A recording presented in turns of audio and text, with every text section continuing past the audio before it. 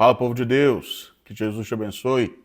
A gente está no nosso 6º dia de propósito, de leitura do Novo Testamento e iniciamos, portanto, ontem o bloco do Evangelho de Mateus, conhecido como Sermão do Monte, Sermão da Montanha. Bom, nós falamos já do capítulo 5 e agora Jesus entra num novo tema dentro desse sermão. Jesus, num primeiro momento, do versículo 1 até o versículo de número 18 do capítulo 6 de Mateus, nos fala sobre, juntando todas as informações, a autenticidade na nossa adoração ao Senhor. Veja, o Senhor Jesus fala no início sobre se dar esmolas de maneira correta, orar da maneira correta e jejuar da maneira correta. A ênfase de Jesus em cada um desses tópicos, em cada um desses itens, diz respeito a apresentar-se, antes de tudo, a Deus e não às pessoas. Jesus condena, por exemplo, a prática daqueles que dão esmolas, e trazendo isso para o nosso contexto de maneira mais ampla, daqueles que ajudam pessoas, que dão suporte ao próximo, apenas para serem vistos e aplaudidos pelos outros. São pessoas que, quando vão ajudar, tem que postar na rede social que está ajudando. Pessoas que, quando vão ajudar, divulgam para meio mundo que estão fazendo uma boa ação, estão fazendo algum tipo de caridade.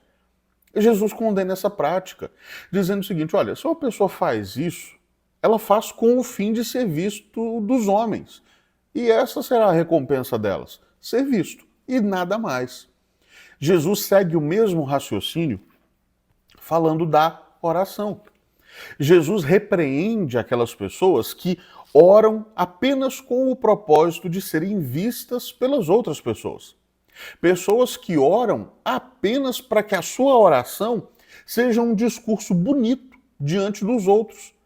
Aquelas pessoas que oram e mudam a voz, impostam a voz, usam palavras complicadíssimas, difíceis, apenas com um objetivo: que ao final da sua oração alguém chegue perto e fala: olha, que oração bonita, que oração bem feita, você é um artista da oração.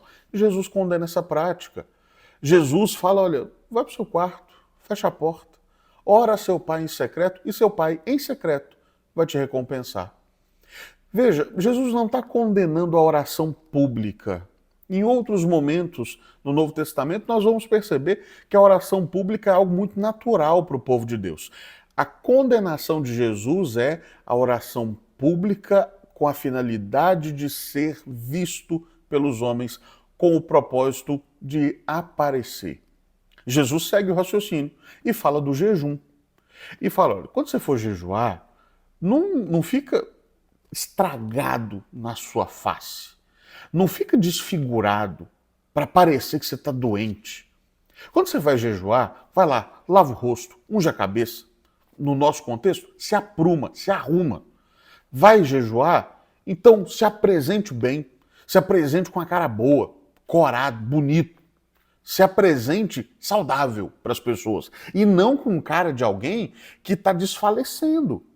Para que as pessoas não olhem você com essa cara de sofrimento porque está em jejum e falam: nossa, sujeito piedoso, olha coitadinho dele, como é que ele está. O jejum não tem como propósito nos fazer aparecer diante das pessoas. Não pode ser o alvo dele. Esse é o primeiro bloco do capítulo 6.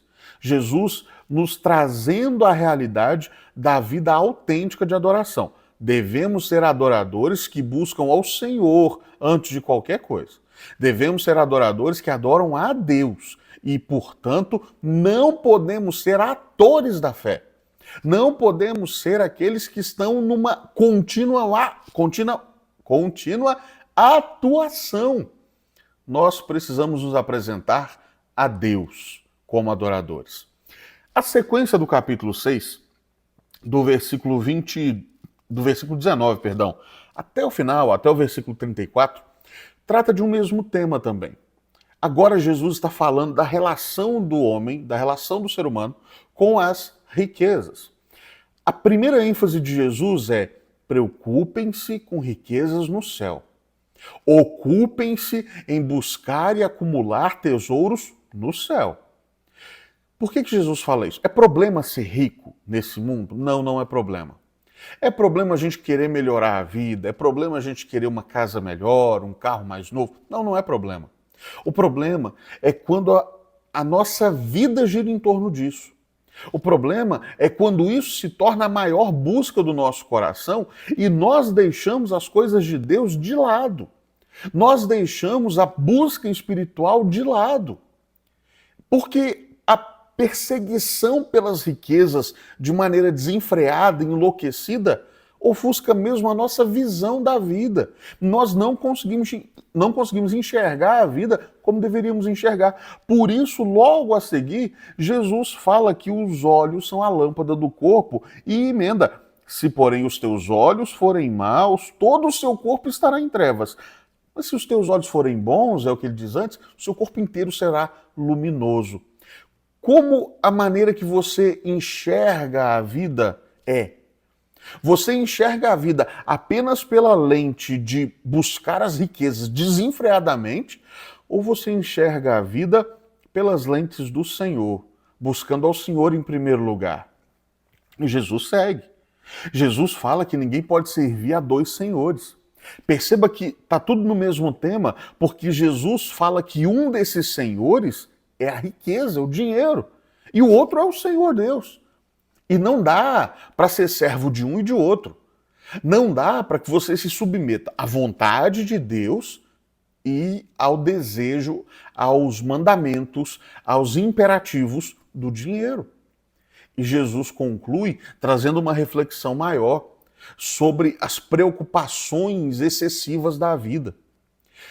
Quando a nossa busca pelas riquezas se torna desenfreada, quando nós passamos a enxergar a vida apenas pelas lentes do dinheiro, quando nós estamos a serviço do dinheiro, a nossa vida é inteira tomada de preocupações. Essa busca excessiva pelas riquezas nos faz parar de perceber, de enxergar e mais de depender do cuidado de Deus. Jesus está dizendo: vocês não precisam andar ansiosos de coisa alguma, porque o Pai de vocês é provedor. Vocês não precisam se perder os cabelos, passar a noite sem dormir por conta de o que vocês vão comer, o que vocês vão beber, o que vocês vão vestir. Porque o Pai de vocês sabe que vocês precisam de todas essas coisas. Portanto, para que se preocupar tanto? Para que se gastar tanto com essas coisas? E Jesus conclui: busquem, pois, o reino de Deus em primeiro lugar e a sua justiça. E estas coisas vos serão acrescentadas. Jesus está reordenando e reorientando o foco da nossa vida. Portanto, qual o grande aprendizado nesse capítulo 6? Que adoremos ao Senhor com sinceridade e autenticidade. Estamos diante do Senhor, na nossa prática de ajudar ao próximo, de orar, de jejuar. E que entendamos: o Senhor cuida de nós. O Senhor está cuidando de cada detalhe da nossa vida. Portanto, não há o que temer, não há o que se preocupar de maneira exagerada e excessiva, não há por que ser servo do dinheiro, quando nós somos servos daquele que a Bíblia diz que é o dono de todas as coisas, é o dono do ouro e da prata. Que o Senhor abençoe a sua vida.